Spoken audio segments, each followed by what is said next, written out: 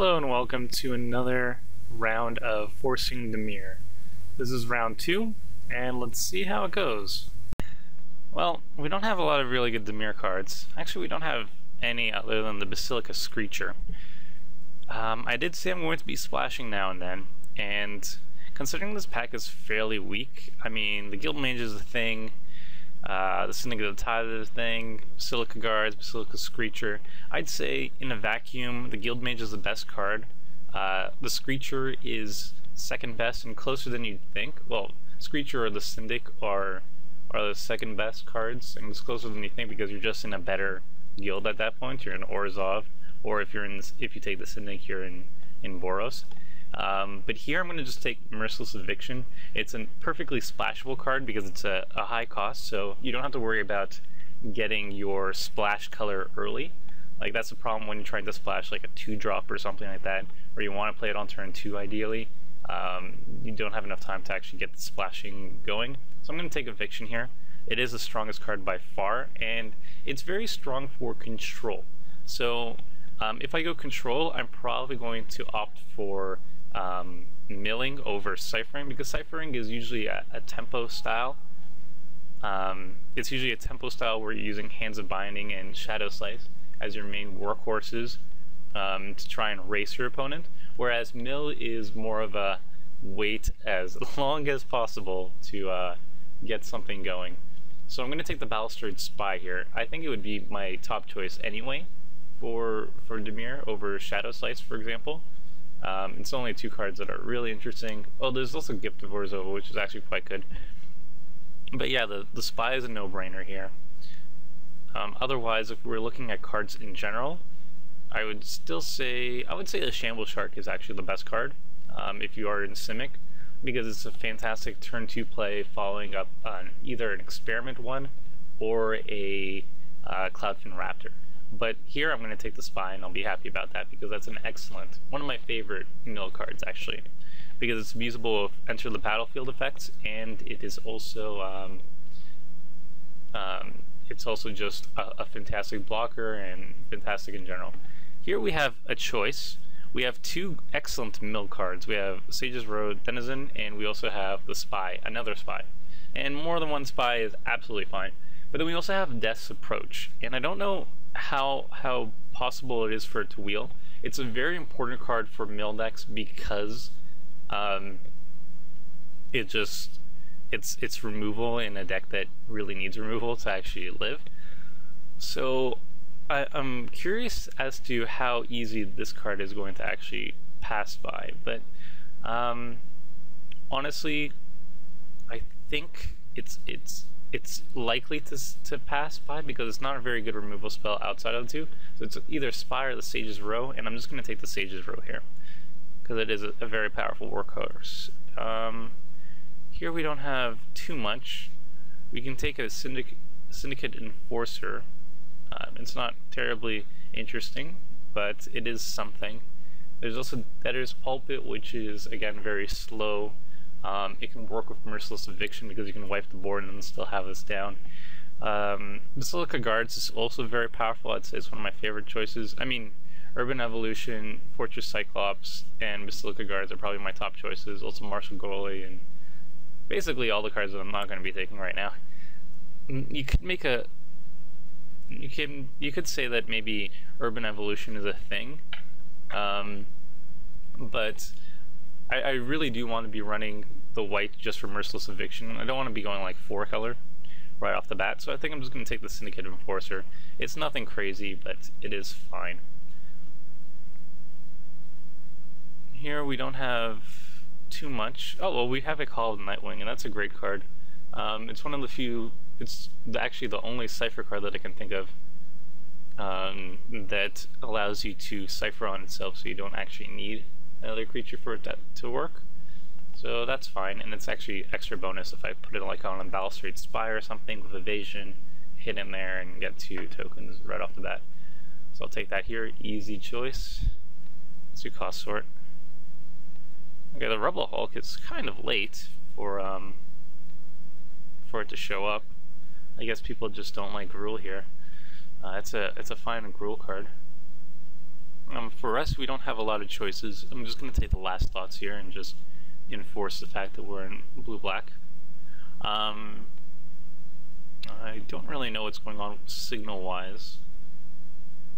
It looks like Boros is actually open, which is a little frustrating to me because I do think it is the best card, and something like Massive Raid is very, very powerful. It's excellent reach for the Boros guild. But for us, I think we're just going to take... probably just going to take the Defender. It's a bit of an earlier drop. I mean, we are heavily in 4 drops, so we're going to have to start getting earlier plays. And as we say that, we're going to take the Incursion Specialist, because it is a 2-drop. It's a 1/3. We're not going to be really using it for ciphering, unless we get Paranoid Delusions. And even then, his unblockability is dubious at best. But he is an early blocker, and that's kind of what we need right now. And again, the Boros continues to flow. Like, Martial Glory is great, Scorchwalker is great, Gruul in general is great. I feel like maybe Dimir is actually being taken by other people, which kind of sucks for us. Here we're going to take the Spell Rupture. If we have enough creatures, I wouldn't mind running it. Yeah, we're not getting a whole bunch here. I'll take the Illusionist Bracers, I guess. Just a rare draft. And Death's Approach did wheel, which is great for us. So I'm going to make a note of that. If we see another Death's Approach and it's oof, wow. Really? Fortress Cyclops is still here? I'm just going to hate that here, because I'm not going to be running Nether's Pulpit, I don't think so. I have too many high drops as is. And Fortress Cyclops is fantastic. So whoever's Boros in this pack is going to be really happy, because they were getting really late great cards like Massive Raid and whatnot. So that's a bit scary. I hope we don't play against Boros game 1 and just lose right off the bat. Hopefully we avoid that as long as possible for an interesting video. But for now, we have a pretty good deck. We didn't get the Balustrade Spy wheeling. It kind of sucks, but it is a really good card even if you're not going for mill. We did get the Sage's Row though, so we get Sage's Row, Balustrade Spy. Hopefully we can get more of these 2 cards, or Undercity Informant, or the Mind Eye Drake. All of those are really the backbone to an excellent mill deck. Here we're passing the Spark Trooper for nothing much, actually. We could go Voidwalk if we go balls deep with the Balustrade Spy and everything. But we already have a good amount of 4 drops.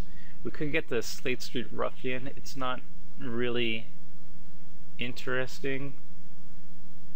Night of Obligation is probably the strongest pick here, other than the Spark Trooper.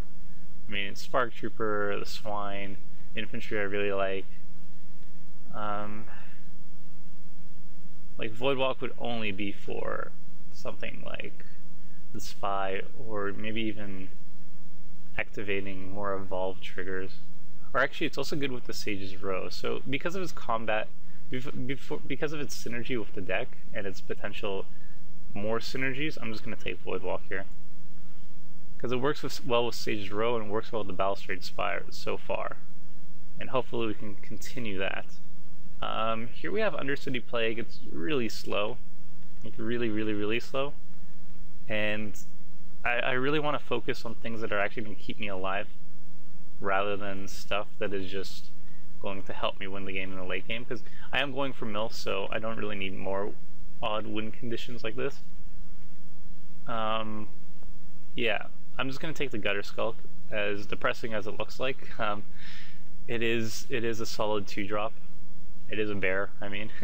So it will get the job done, and it's something early just to throw out at people.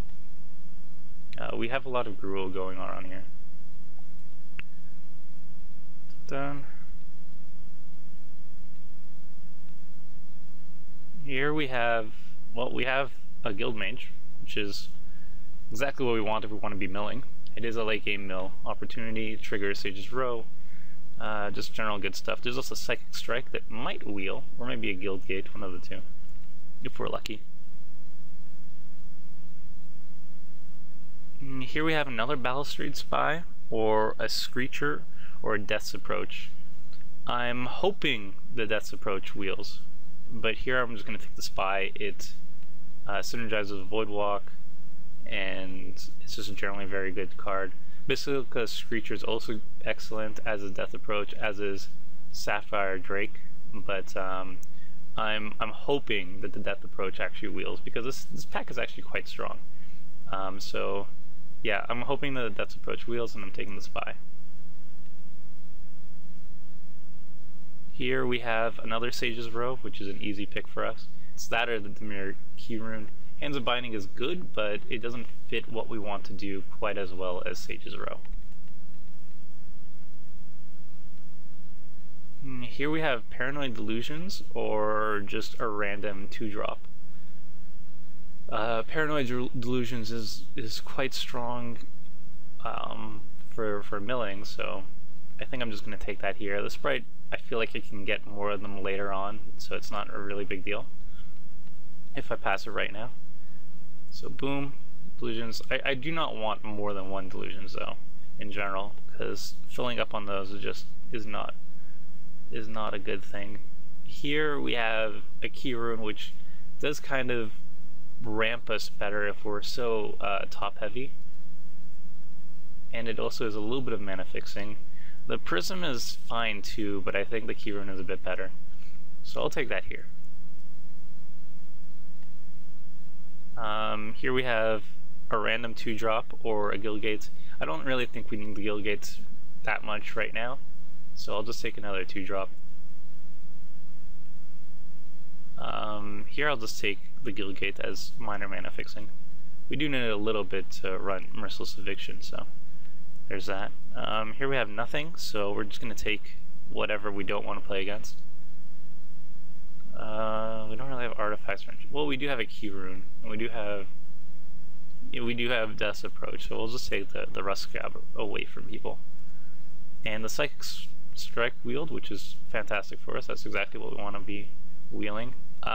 Here the Death's Approach did not wheel, so that sucks. That might mean that somebody else is actually trying to mill us. Here we'll just take, I guess, the Squad Commando, which is pretty decent for Boros. That sucks. I was really hoping the Death's Approach would actually wheel, because the two Boros cards, Skullcrack and the white card, both would be good for Boros. I mean, not a lot of people will actually want to run Death's Approach because it is so situational. So right now, going into the last pack, we are really lacking in removal. We have Death's Approach, but we really do need more. Ideally, we get more Death's Approaches, because we're going for meals, so we can really abuse that. Dimir Charm is also really strong for us. Rabid Hybridization is fine for us too. It's both used as a pseudo counter spell against removal against us, because if somebody tries to kill one of our creatures to stop a block, then we can, in response, make a 3/3 out of it. But here we have Killing Glare, which is a removal and is what we want to do. Or we have a Simic Manipulator, which works well with Void Walk and works well with Sage's Row. And I know I said that I need more removal, but at the same time, it is potentially a very powerful card, so I think we're just going to take the Simic Manipulator here. And it could be, you could call it removal too, in its own way, because it is stealing creatures if it lives. So yeah, I'll just take the Simic Manipulator here. Here we have Paranoid Delusions or a Sage's Row. I actually like the Sage's Row better, because we're not really a Cypher deck. We're not going to be hitting that much. It sucks that Death's Approach is here, and I don't think it's going to wheel because the last one didn't wheel, and this pack's a little bit worse. So you could make an argument that taking the Death's Approach here is actually better than the Sage's Row.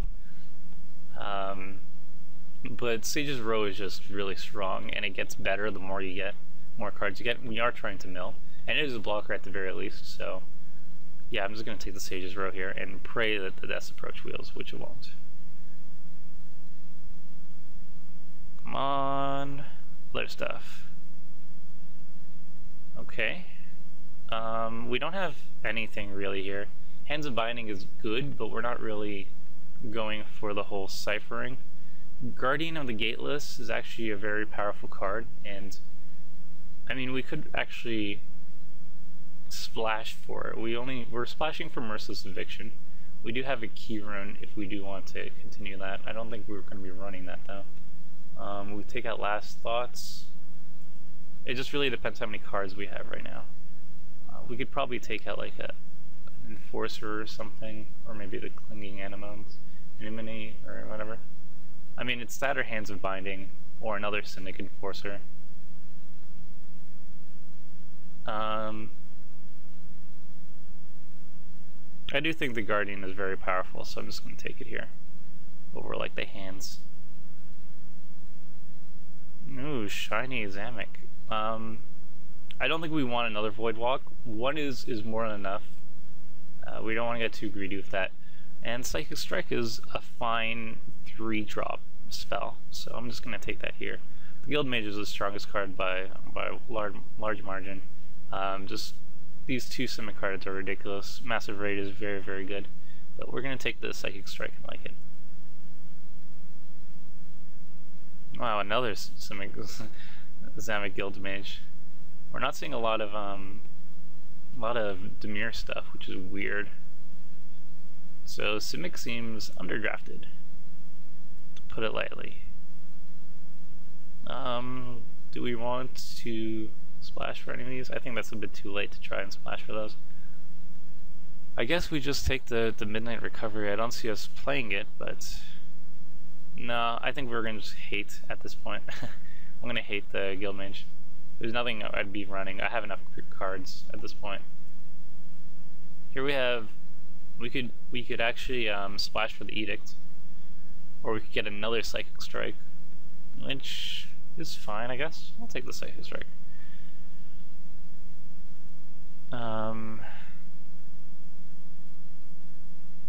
Not a whole lot here that we're going to be running.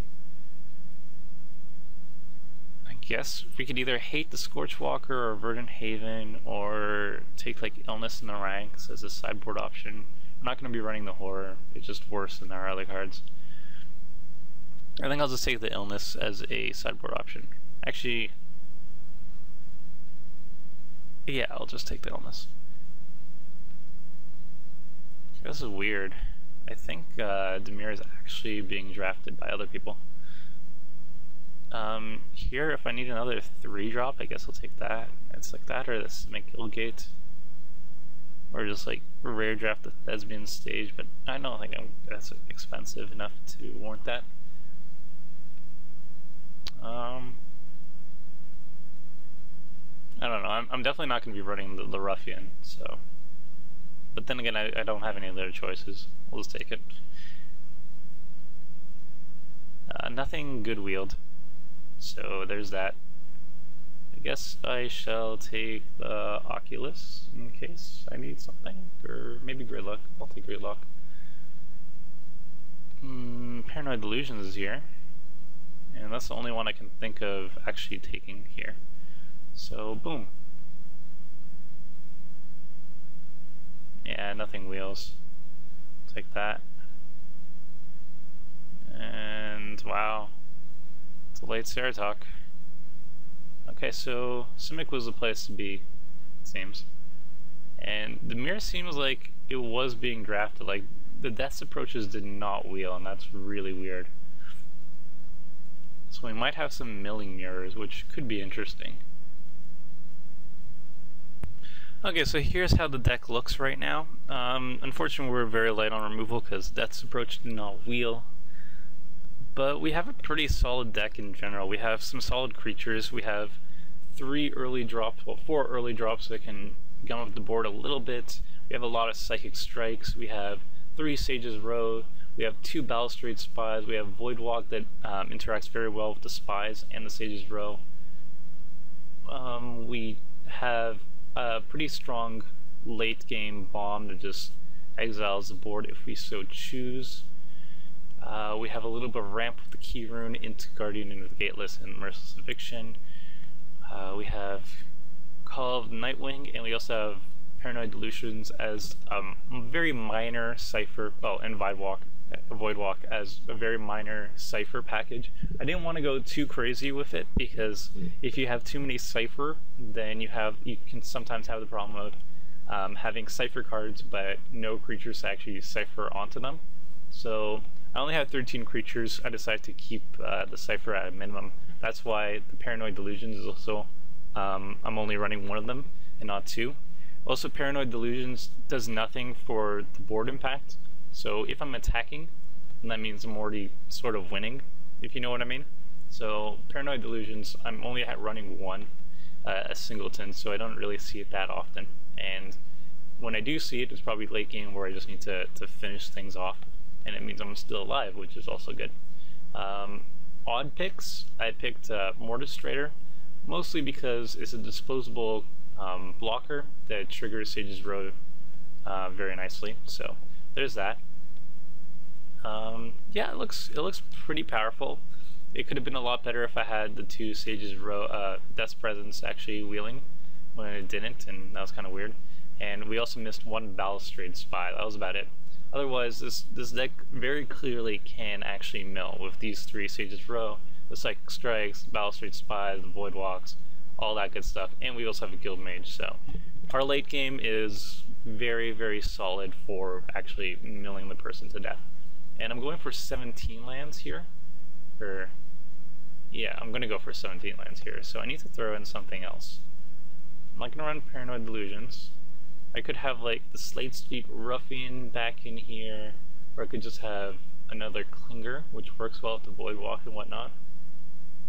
And I think that might be it. I should have probably picked up another Syndicate Enforcer. That would have been fine as well. But we are just trying to live, so the Klinger is gonna do that. Hopefully, it doesn't fly, which is the main issue with it. But yeah, that seems to be fine.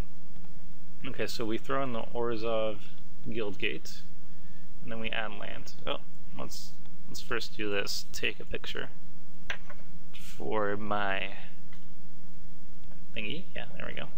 And then we throw in Guildgate, and then we add the lands.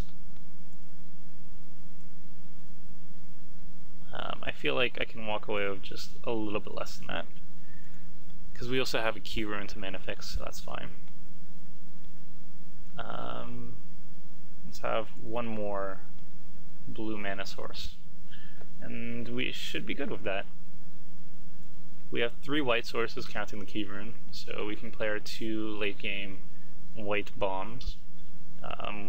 We need a little bit more than blue, so we have 8 and 7, and this taps for black as well, and this taps for black as well, so that should be good.